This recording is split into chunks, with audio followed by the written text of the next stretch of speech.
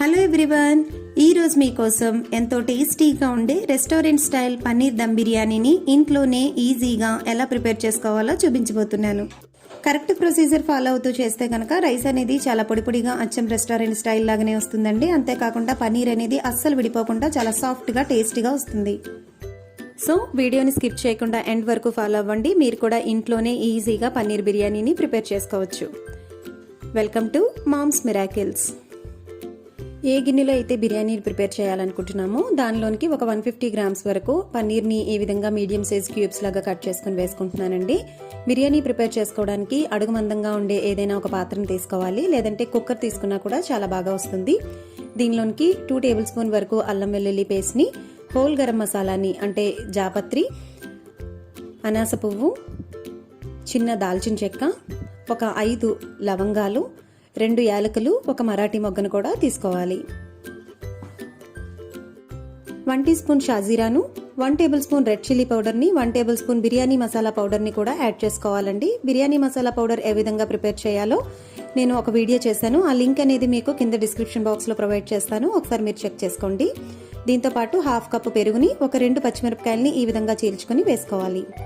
వీటితో పాటు కొంచెం పుదీనాను, కొంచెం కొత్తిమీరను కూడా యాడ్ చేసుకుంటున్నానండి. దీంతో పాటుగా రుచికి సరిపడా సాల్ట్ని, ఒక నిమ్మకాయను ఈ విధంగా జ్యూస్ తీసుకుని కలుపుకోవాలి. ఈ మసాలాలన్నీ కూడా పన్నీర్కి బాగా పట్టేలాగా ఒకసారి బాగా మిక్స్ చేసుకున్న తర్వాత ముందుగా ఫ్రై చేసుకున్న ఫ్రైడ్ ఆనియన్స్ని వేసుకుంటున్నాను. దీంతో పాటు 2 టేబుల్ స్పూన్ ఆయిల్ని, 1 టేబుల్ స్పూన్ నెయ్యిని కూడా యాడ్ చేసుకుని మొత్తం కలిసేలాగా ఒకసారి మిక్స్ చేసుకోవాలండి. ఇలా కలుపుకునేటప్పుడు గట్టిగా ప్రెషర్ ఇస్తూ కలపకూడదండి. అలా చేస్తే కనుక పన్నీర్ ముక్కలు అనేవి విడిపోయే ఛాన్స్ ఉంది. కాబట్టి మెల్లగా మసాలా అంతా పన్నీర్కి పట్టేలాగా స్లోగా కలుపుకుంటే సరిపోతుంది. ఇలా కలిపి పెట్టుకున్న పన్నీర్ని మూత పెట్టుకుని 1 గంట సేపు నాననివ్వాలండి. 2 కప్పుల బాస్మతి రైస్ని ఒక అరగంట ముందుగా నానబెట్టుకోవాలి. ఒక గిన్నెలోనికి 8 నుంచి 10 కప్పుల వాటర్ని తీసుకోవాలండి. 2 కప్పుల రైస్ తీసుకుంటున్నాం కాబట్టి కొంచెం ఎక్కువ వాటర్ తీసుకుంటే కనుక రైస్ అనేది చాలా పొడిగా ఉడుకుతుంది.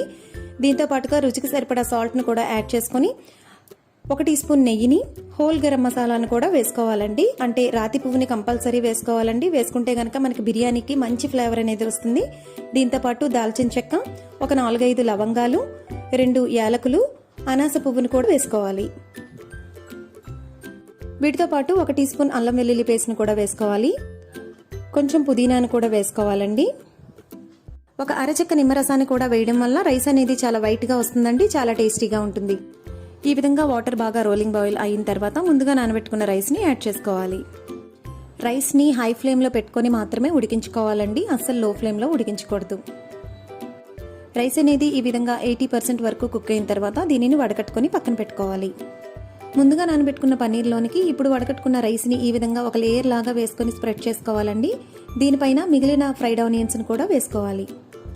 దీనిపైన కొంచెం పుదీనాను, కొత్తిమీరను కూడా వేసుకున్న తర్వాత కొంచెం ఎల్లో ఫుడ్ కలర్ని పాలల్లో కలుపుకొని ఈ విధంగా వేసుకోవాలండి. ఇలా చేయడం వల్ల మనకి అచ్చం రెస్టారెంట్ స్టైల్ బిర్యానీ అనేది వస్తుంది. టేస్ట్ కూడా చాలా బాగుంటుంది. మూత పెట్టుకుని ఒక 15 నుంచి 20 నిమిషాల పాటు లో ఫ్లేమ్లో ఉడికించుకోవాలండి. దీనిలో నుంచి ఆవిరి బయటకు పోకుండా ఏదైనా ఒక బరువుని దీనిపైన పెట్టుకుంటే సరిపోతుందండి. నేనైతే ఇక్కడ ఒక గిన్నెలో వాటర్ని వేసుకుని దాన్ని దీనిపైన పెట్టుకున్నాను. 20 నిమిషాల తర్వాత స్టవ్ ఆఫ్ చేసుకుని మరొక 10 నిమిషాల పాటు మూత తీయకుండా అలా వదిలేయాలండి. 10 నిమిషాల తర్వాత ఇలా మూత తీసుకుని చూస్తే గనక గుమగుమలాడే మంచి ఫ్లేవర్తో పనీర్ బిర్యానీ అనేది రెడీ అయిపోయింది. చూసారు కదా రైస్ అనేది ఎంత పొడిగా వచ్చిందో. ఇప్పుడు అడుగు నుండే మసాలాలన్నిటినీ కూడా ఈ రైస్తో కలిసేలాగా అడుగు నుంచి మెల్లగా కలుపుకోవాలండి.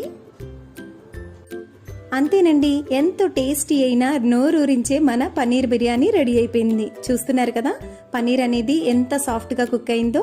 రైస్ కూడా చాలా పొడిగా, చాలా కలర్ఫుల్గా అచ్చం రెస్టారెంట్ స్టైల్లోనే వచ్చింది కదండి. సో మీరు కూడా ప్రతి స్టెప్ ఫాలో అవుతూ ఇంట్లోనే ఈజీగా ఇంత డెలిషియస్ అయిన పన్నీర్ దమ్ బిర్యానీని ప్రిపేర్ చేస్తారు కదా. ఈ వీడియో కనుక మీకు నచ్చినట్లయితే లైక్ చేయండి, మీ ఫ్రెండ్స్తో షేర్ చేయండి, సబ్స్క్రైబ్ చేయడం మాత్రం అస్సలు మర్చిపోకండి. ఫర్దర్ నోటిఫికేషన్స్ వెంటనే మీకు రావాలంటే పక్కనున్న బెల్ ఐకాన్ని ప్రెస్ చేయండి. మరొక వీడియోలో మళ్ళీ కలుసుకుందాం. అంతవరకు బాయ్.